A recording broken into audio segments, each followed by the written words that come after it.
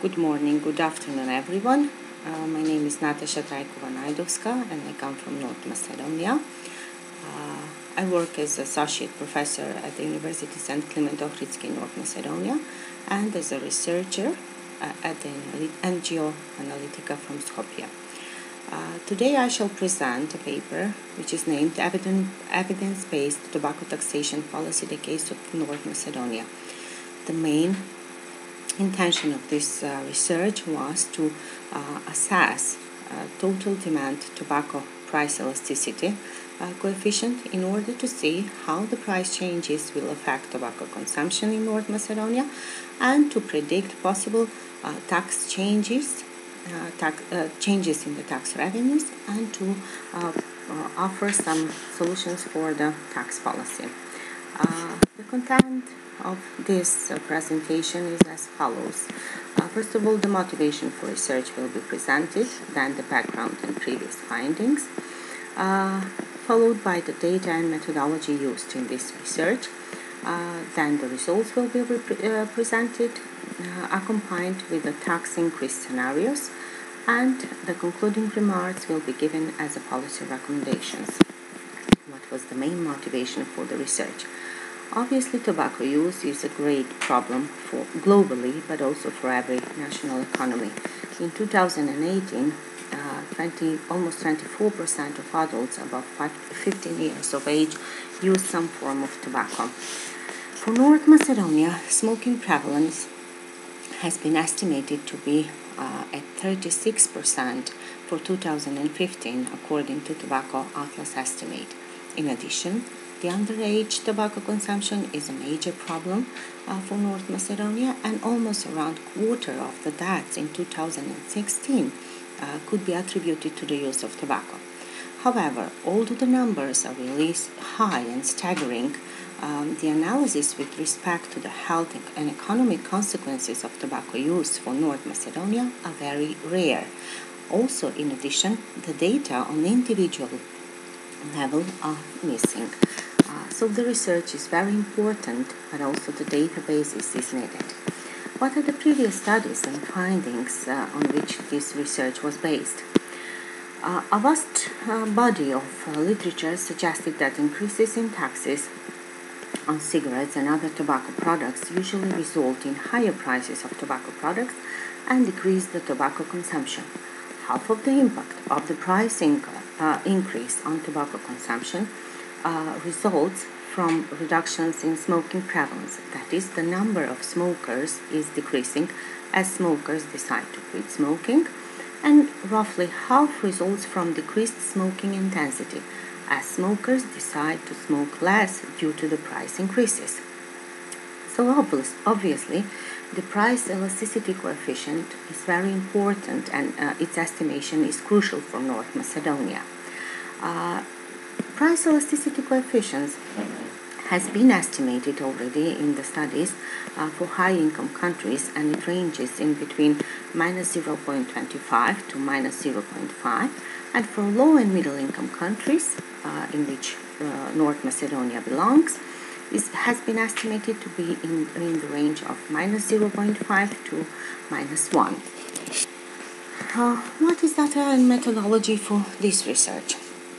Obviously, for this research, household-level data were used from the household budget surveys conducted by the Statistical Office in North Macedonia for the period between 2015 and 2017.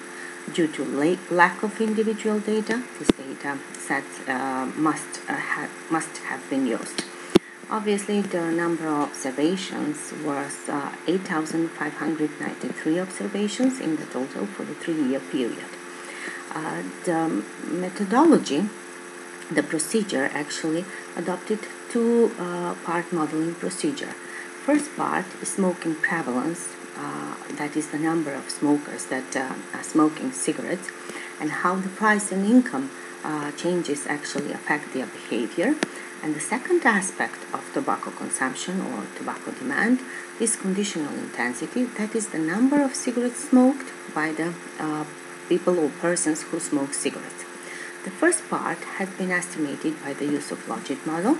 However, the second aspect of tobacco consumption or cigarette demand has been estimated by the use of Generalized Linear Model.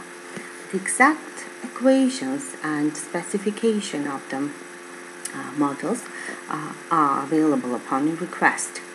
Based on these two models, actually the two sets of price elasticity coefficients has been estimated.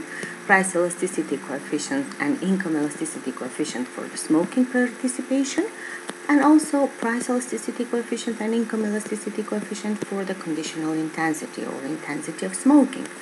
Also, many other variables, socioeconomic variables, has been controlled for in the models.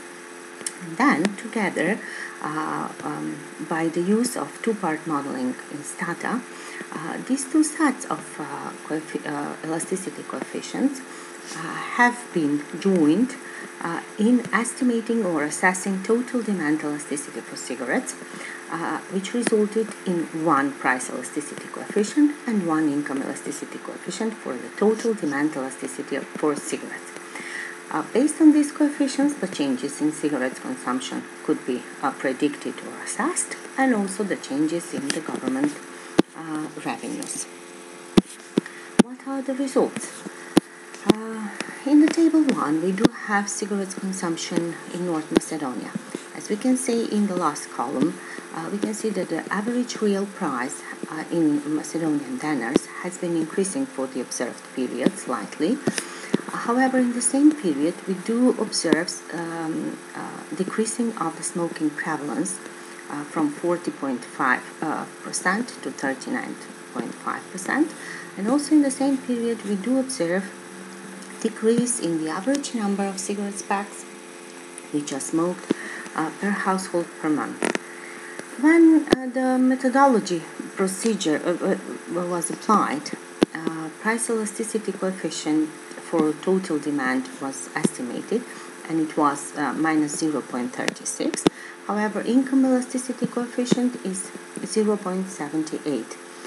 That would say that every 10% increase in price of cigarettes will result in decreasing of the tobacco consumption by 3.6%. However, and part of it will be as a result of decreasing of participation elasticity, that is people quitting smoking by 2.1, and part of it will result from the conditional intensity, that is people decreasing the number of cigarettes smoking. On the other hand, every income increase for 10% will also increase the tobacco consumption for 7.8%. Part of it will come from people starting to smoke, that is 4.1%, and people that are already smoking starting to smoke more cigarettes per day or per month, that is 3.2%. Based on these price elasticity coefficients, then they are used actually for estimating or projecting the change in cigarette consumption and also in tax revenues in the budget of the country.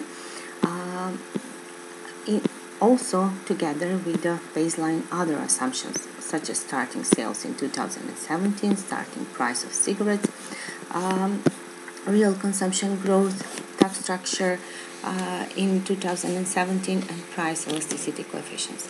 So the baseline year is 2017, and three scenarios are predicted: 10% increase, 25% increase, and 50% increase in specific tax, which result in price increase of 7%, 17%, and 34% increase in price, respectively. However, if we take, for example, one scenario, 25% increase in specific tax, that will result in 17% increase in price. However, this will decrease the tobacco consumption for 5.6% and increase tax revenues for 15.7%. That is to say, the increase in price is big enough to compensate for the negative decrease of the tobacco consumption in total. That's why tax revenues are increasing. What are the policy recommendations? Obviously, tax increase is recommended as a policy measure in order to decrease tobacco consumption, accompanied with the constant monitoring of consumer behaviors in order to evaluate the policy outcomes of the suggested tax increase. And finally, this policy of tax increase and price increase of tobacco consumption should be coordinated with other policies in order to decrease the policy consumption, the tobacco consumption. Thank you for your attention.